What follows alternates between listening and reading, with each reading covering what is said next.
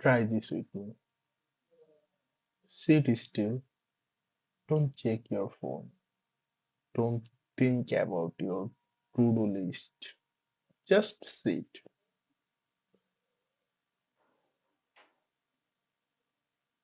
If you feel uncomfortable already, you're not alone. This discomfort is strange because sitting still is not dangerous. Nothing bad is happening, and yet the body reacts as something is wrong. Today, we often say we are busy, restless, or distracted. But what if the real problem is deeper? What if we can't sit still anymore because modern life has trained us not to? When I sit down to study, I don't feel tired at first. I feel itchy and urge to check something. A message, a notification, a refresh. This is not boredom in the old scene.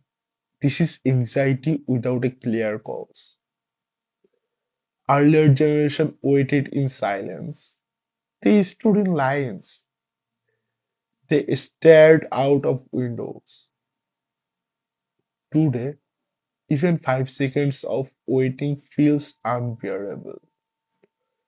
We fill every gap with noise, music while studying, videos while eating, scrolling while resting. Stillness now feels like a problem that needs to be solved. This restlessness is not accidental. In The Attention Merchants, Tim Wu explains that modern companies do not sell products anymore. They sell our attention. Every notification, vibration, and red dot is designed to interrupt. Not because it is important, because interruption keeps us engaged. Attention has become a marketplace. Then there is Nicholas Carr,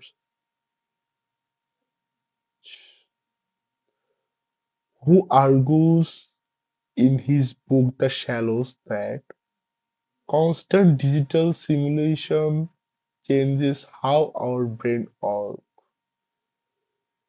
We are no longer trained to go deep. We are trained to move quickly, to scheme, to switch, to react. Sitting still feels unnatural because we are no longer trained for depth, only for speed. But here is the strange part. Anxiety usually appears when there is danger, a loud noise, a threat, an emergency. But today, anxiety appears in silence.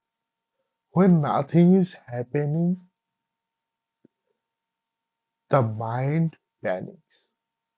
Why? Because modern life teaches us that doing nothing equals falling behind.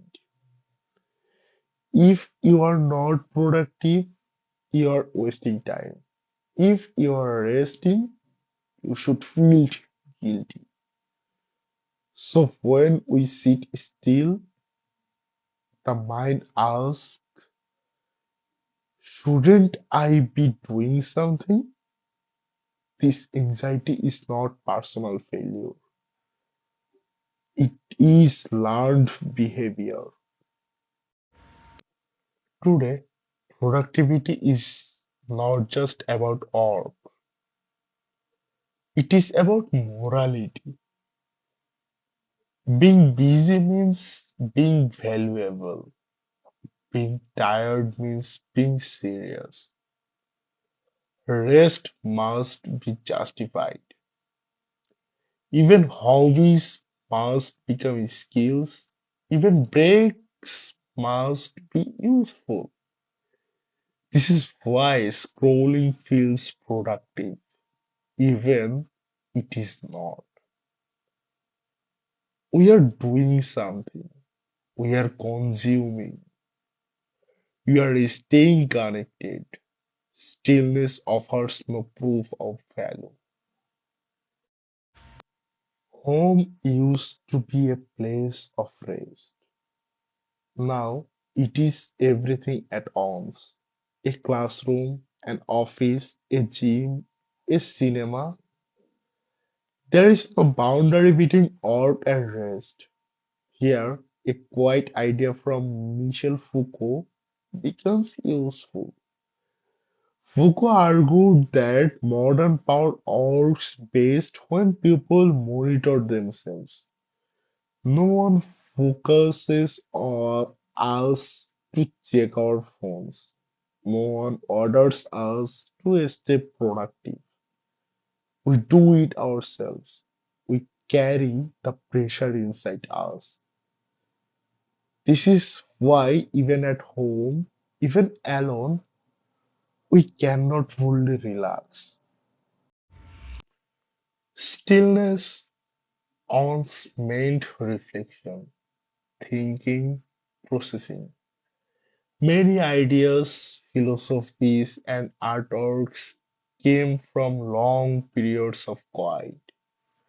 Today, silence feels empty, not meaningful. We bear it because silence forces us to face ourselves without distraction, without noise, without return. Question appears here, and we are no longer used to staying with them. This video is not asking us to quit technology or escape modern life. That would be unrealistic. But maybe we can ask a smaller question. What happens if we allow ourselves to still sit for a few minutes without guilt?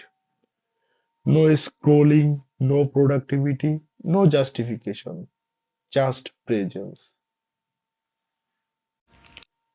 Maybe stillness feels uncomfortable because it reminds us that we are human, not machines. And perhaps learning to sit still again is not about discipline, but about reclaiming something we quietly lost.